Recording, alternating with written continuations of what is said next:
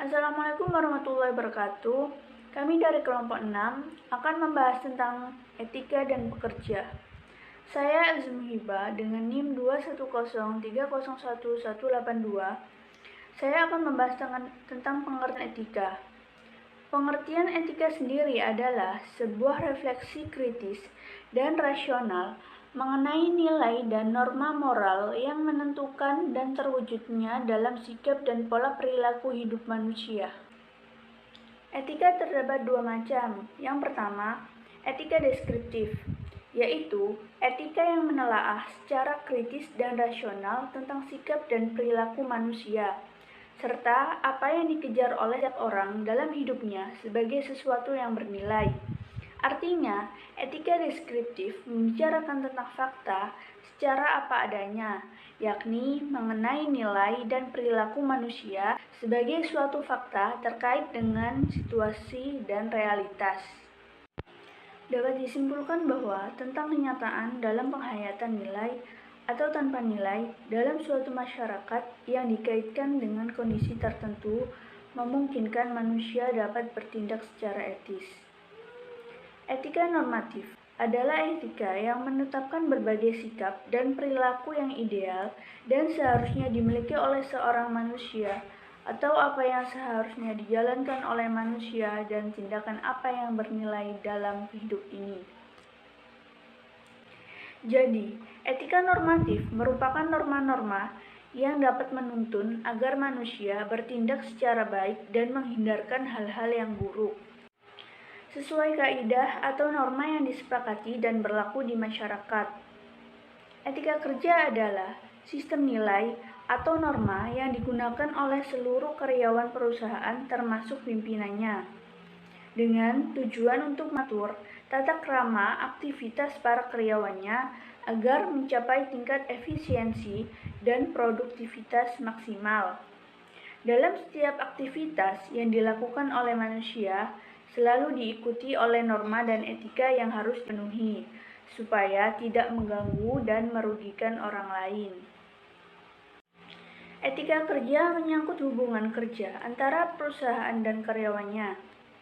Terdapat 3 faktor utama yang memungkinkan terciptanya iklim etika dalam perusahaan, yaitu: yang pertama, terbentuknya manajemen hubungan antar pegawai.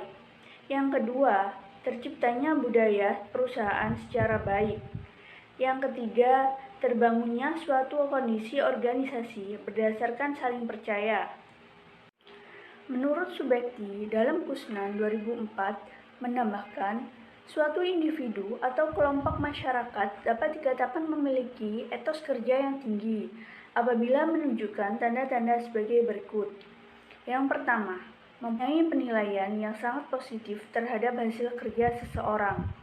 Yang kedua, menempatkan pandangan tentang kerja sebagai suatu hal yang amat luhur bagi eksistensi manusia.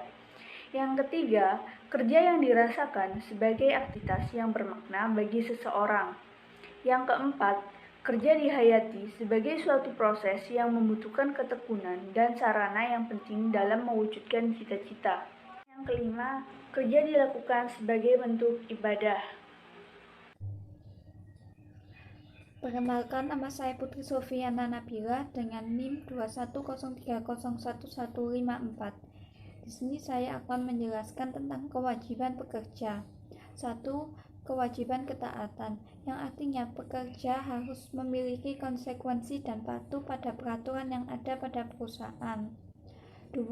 Kewajiban konfidensialitas, yaitu setiap karyawan wajib untuk menjaga kerahasiaan data yang dimiliki oleh suatu perusahaan. 2. Kewajiban loyalitas, yang berarti bahwa karyawan harus mendukung visi dan misi perusahaan dan memiliki loyalitas yang tinggi terhadap perusahaan. Yang selanjutnya adalah aspek-aspek etika kerja. Menurut Betty, etika kerja memiliki 3 aspek, yaitu 1. Keahlian interpersonal, merupakan aspek yang berkaitan dengan hubungan pekerja dengan pekerja lain di tempat kerjanya. Keahlian interpersonal meliputi kebiasaan, sikap, cara, penampilan, dan perilaku yang digunakan individu yang berinteraksi dengan orang lain. 2. Inisiatif merupakan karakteristik yang dapat memfasilitasi seseorang agar terdorong untuk lebih meningkatkan kinerjanya. Aspek ini biasanya dihubungkan dengan situasi di tempat kerja yang tidak lancar. Hal-hal seperti penundaan kerja, hasil kerja yang buruk. Yang ketiga adalah dapat diandalkan. Aspek ini berhubungan dengan adanya harapan terhadap hasil kerja seseorang pekerja yang diharapkan untuk memuaskan harapan minimum perusahaan.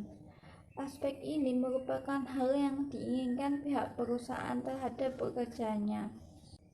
Materi yang ketiga yaitu whistleblowing. Whistleblowing suatu tindakan yang dilakukan seseorang atau beberapa orang pekerja untuk membocorkan kecurangan entah yang dilakukan oleh perusahaan atau atasannya kepada pihak lain, baik khalayak umum ataupun instansi. Jadi tujuan dari whistleblowing adalah untuk mencegah suatu tindakan yang merugikan banyak orang. Whistleblowing terdiri dari dua macam, yaitu whistleblowing internal dan whistleblowing eksternal. Whistleblowing internal adalah di mana yang melakukan kecurangan adalah individu yang berkaitan di dalam perusahaan, maka kemudian akan dilaporkan ke atasan yang bersangkutan atas tindakannya yang dapat merugikan perusahaan. Yang kedua, whistleblowing eksternal, yaitu terjadi jika yang melakukan kecurangan adalah perusahaannya sendiri, yang dapat mengakibatkan berdampak negatif kepada masyarakat dan mempengaruhi citra perusahaan di kalangan perusahaan lain, sehingga pekerja mengungkapkan kecurangan tersebut kepada khalayak umum. Sekian presentasi dari kelompok 6 tentang etika dan pekerja. Wassalamualaikum warahmatullahi wabarakatuh.